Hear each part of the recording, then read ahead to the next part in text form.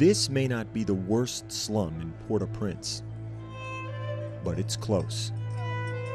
And at its center, an abandoned prison, Fort Dimanche. There is a story here, and like so much else in Haiti, it's buried. The story of the greatest goal in American soccer history, and the fate of the man who scored it. In 1950, Joe Gaetjens, a Haitian immigrant, was washing dishes and studying accounting in New York City. He was also playing soccer for a club team when the U.S. national team needed a scorer for the upcoming World Cup. Joe was a talented ball handler, acrobatic. He was one of these players that you would say, I don't know how he does it, but he always finds a way to score a goal. The 1950 FIFA World Cup was hosted by Brazil. In the first round, the U.S. drew favorite England. By consensus, the Americans had no chance. England dominated play early on, but couldn't score. Then, in the 37th minute, U.S. midfielder Walter Barr took a shot toward the corner of England's goal. No film exists of what happened next. Joe Gaetjens, in traffic, goes after the ball with his head, leaves his feet. And if he hits the ball solidly, the ball goes to the corner kick. But he was just reaching like that, and the ball must have went like, and it disappeared. This single photo of the English goalkeeper and English defender and the ball behind them both shows the lone goal scored in one of the greatest upsets in World Cup history. US won, England nothing. After the victory, this is the image that would be remembered. Fans lifting Joe Gaetjens upon their shoulders in celebration. It was America's only win in Brazil. When Gaetjens returned to Haiti 3 years later, he was hailed as a national hero. Oh, c'était extraordinaire. Jouti Joe rentré ici. Il t'a pas joué un match pour équipe lia, l'étoile haïtienne. Et même que tout pays a été fermé, tout pays a assisté match ça. He married in 1955 and had 3 sons. For Gaetjens, who became a successful business owner, life was good. But life in Haiti would change. En tant que chef suprême effectif. In 1957, François Papadoc Duvalier was elected president. Shortly after, he formed a ruthless personal militia who began kidnapping and killing anyone viewed as a threat to his power. Mes plus vifs remerciements. Speaking out against Papadoc was not tolerated. Parce que chaque soir, là où elle dormit, demain matin, yo dit yo prend telle famille. Although Joe was not involved in politics, members of his family publicly opposed Duvalier, making all of them potential targets.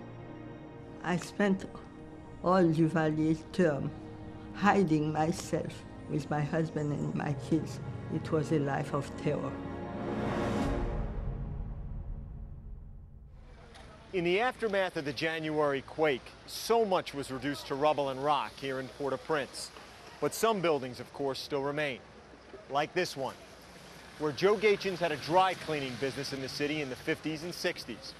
On a July day in 1964, 2 of Duvalier's henchmen came here. They picked Gaetjens up at gunpoint and took him away. It was the last time anyone in his family ever saw him. What crime did Joe commit? No crime at all. What was he charged with? He was not charged. What type of trial did he receive? No trial. Shortly after Joe was taken away, his wife and sons fled Haiti for their own safety. The oldest son, Leslie, was 7 years old when his father disappeared. I used to pray like every night for my father to come back. You know, I always had that emptiness and I always had that feeling of, okay, maybe he's going to show up. 8 years after Duvalier's men took him, the family found out Joe was dead. I believe in God, and I forgive everybody. But I don't think that I forgive Duvalier, because he killed my brother. It's very difficult, because he was such a good man, you know. We cannot accept it. At ESPN's invitation, Leslie Gaetjens returned home to Haiti this spring for the first time since childhood. You look the same, Miguel. Shortly after arriving from America, he reunited with his father's surviving siblings. Hi, Mato. How are you? A reunion more than 40 years in the waiting. I haven't seen you for a long time. For Leslie, the emotions would soon change.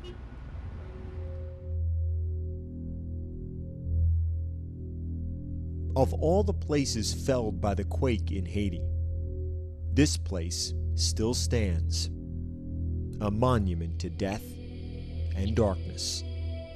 Fort Dimanche, the political prison of torture and killing under Duvalier's regime. More than 3,000 died here, including Joe Gaetjens, the man who scored the greatest goal in U.S. soccer history. It is a place his son had to see.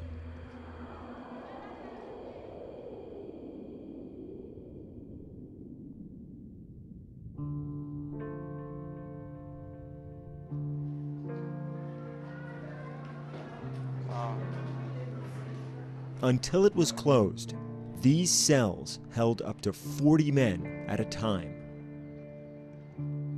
When the prisoners weren't simply shot, they were beaten, castrated, or starved to death.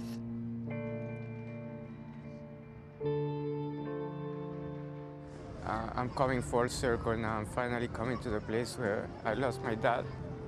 And I didn't know where it was, but now I'm here.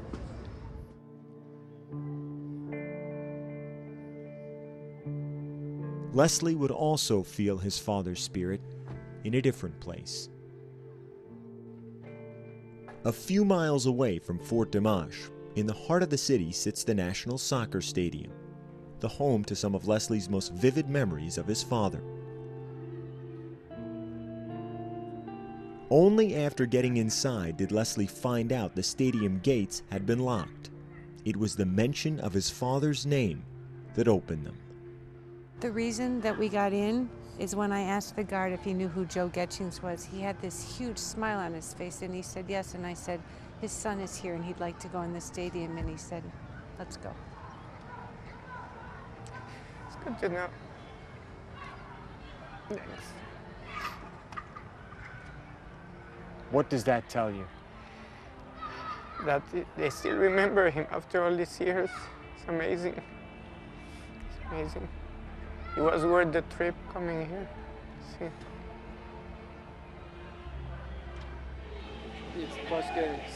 Surrounded by soccer officials and stadium staff, Leslie posed for pictures until one man showed him a photo of his own. A photo he'd kept on his office wall for years. The photo of Joe Gaetjens being carried off the field after scoring the goal that beat England.